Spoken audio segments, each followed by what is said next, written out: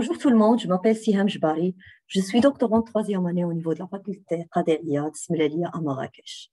Aujourd'hui, je suis ravie de vous présenter mon travail intitulé Effet de confinement suite à COVID-19 sur l'incidence des méningites bactériennes de l'enfant au niveau de service d'urgence pédiatrique à l'hôpital Mère-Enfant, CHU Marrakech au Maroc, avec la participation de professeur Lhmini, professeur Boussaï et professeur Boros. Mon plan est comme suit. Alors, comme introduction, on peut dire qu'au Maroc, nous pouvons dire que pour le Maroc, la méningite reste un problème de santé publique avec un taux de létalité entre 10 et 12%. De même, le monde a connu une nouvelle urgence qui est la pandémie COVID-19, ce qui a amené le gouvernement de Maroc à appliquer le confinement total dans le pays et la déclaration d'état d'urgence du 16 mars au 20 mai 2020. Ce confinement a pu contrôler la propagation de la pandémie, mais a eu d'autres effets sur la distribution d'autres maladies. Alors, il est primordial de savoir les maladies qui rivalisent avec le coronavirus pour mieux gérer les ressources de nos établissements de soins. De même, des synergies ont été perçues entre virus et bactéries depuis la pandémie de la grippe A en 1918. Alors, on peut dire que des études ont montré la présence d'associations entre la méningite et la grippe, de manière que la réduction de la transmission de la grippe, de manière que les mesures de distanciation réduisent à la fois la transmission de grippe et méningite et donc l'incidence de cette dernière. Peu de données sont disponibles sur l'association entre le SARS-CoV et les infections bactériennes secondaires, d'où l'intérêt de la présente étude.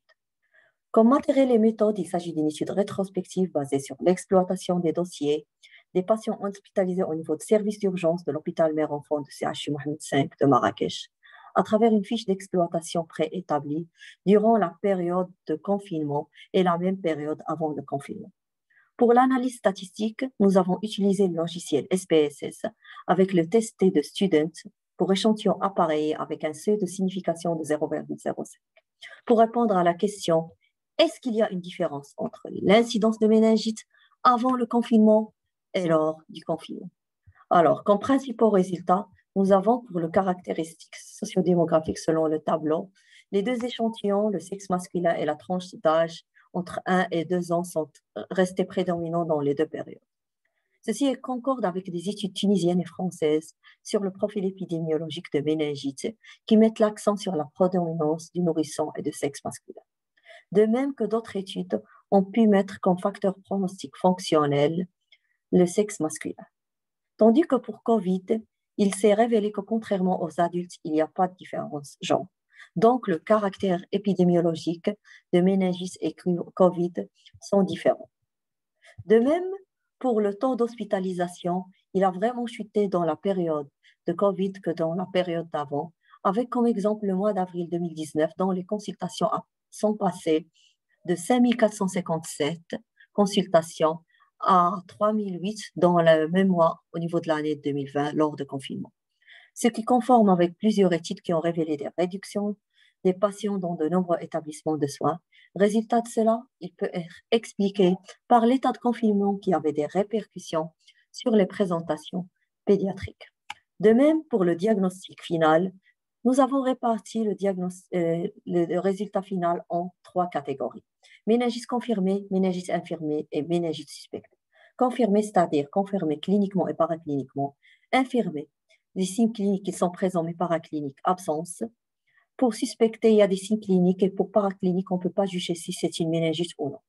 Alors, comme vous voyez au niveau du tableau, au niveau des deux périodes, on a, lors de périodes de confinement, 6 fois plus de cas de méningite confirmés par rapport à la période avant le confinement.